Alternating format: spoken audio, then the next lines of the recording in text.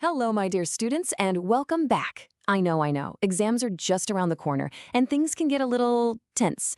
But you don't have to worry, not one bit. Today, we're going to crack Chapter 3, The Mystery of Food, and we're going to do it like detectives. Sounds fun, right? Okay, let's get started. So, every good detective story needs a mystery, right? Well, ours starts with a girl named Disha. She finds a Tiffin box that she accidentally left at school over the weekend. Now, she remembers her amma had packed her absolute favorite uttapam, but what she finds inside is, well, it's a puzzle. Come on, tell me honestly, has this ever happened to you? You forget your lunchbox at school on a Friday, and you only remember it on Monday morning. It happens to all of us, Beta, don't worry. And when Disha finally gets the courage to open her Tiffin box, phew, oh my goodness, a really, really bad smell hits her, and her poor uttapam is covered in these strange, fuzzy colored patches. This, my detectives, is our first big clue. So, who is the villain in our food mystery? Well, the tricky part is they're completely invisible.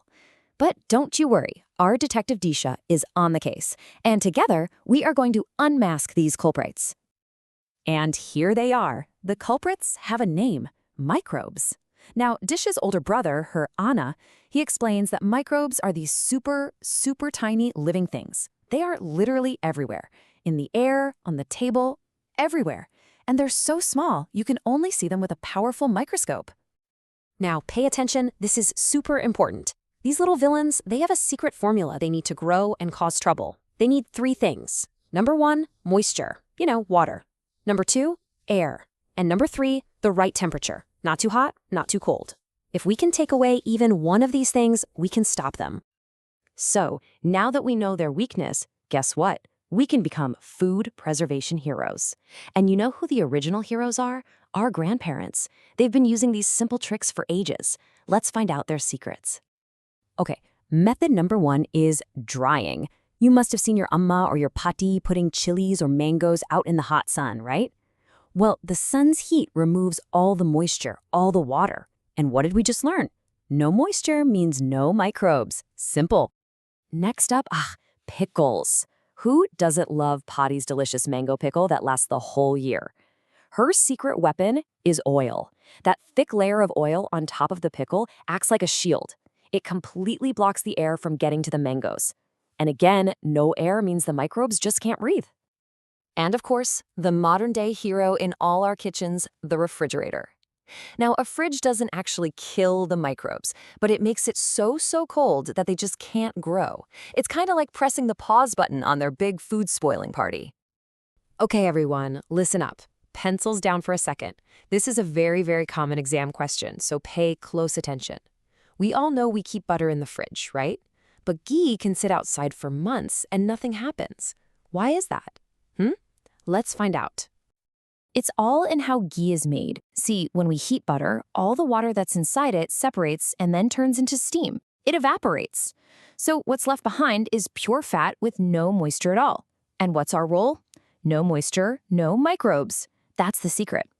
That's why ghee has such a long shelf life. But wait, what if I told you a shocking secret? Not all microbes are villains. In fact, some of them are actually our little friends, our helpers. Let's meet these good germs. So on one side, you have the bad microbes, the ones that spoil Disha's uttapam. But on the other side, we have good microbes. These are the amazing little helpers that make our idli and dosa batter so soft and fluffy. They even live in our stomach and help us digest our food.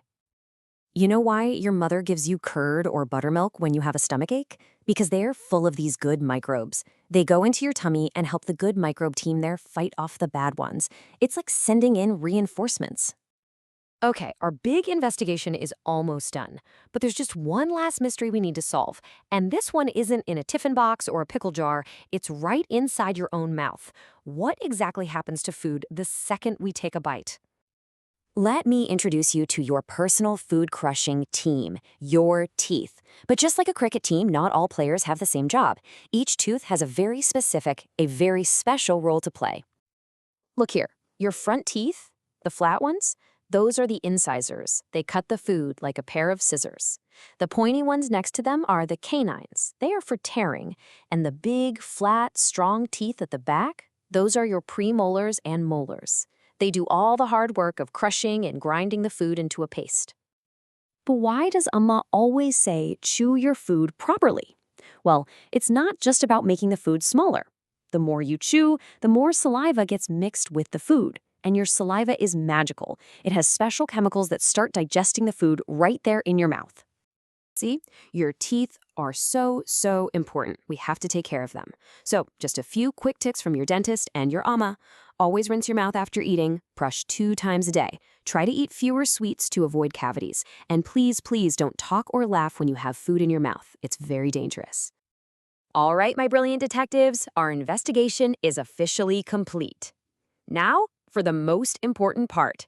Let's quickly go over our case file one last time so we remember all the clues for our exam. Ready? Okay, here it is, Detective Disha's final report. Number 1, bad microbes need moisture, air, and warmth to spoil food. Number 2, we can beat them by drying, pickling, or refrigerating our food.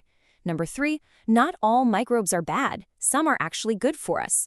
And finally, number 4, chewing properly is the very first step of digestion. You got all that?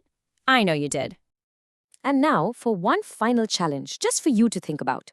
If you were going on a 2-day trip, what food would you pack in your tiffin box? And how would you make sure it doesn't spoil? Maybe some puri with pickle? Or some nice dried fruits? Use everything we learned today to think of some clever ideas. I know you are all going to do wonderfully in your exams. All the very best.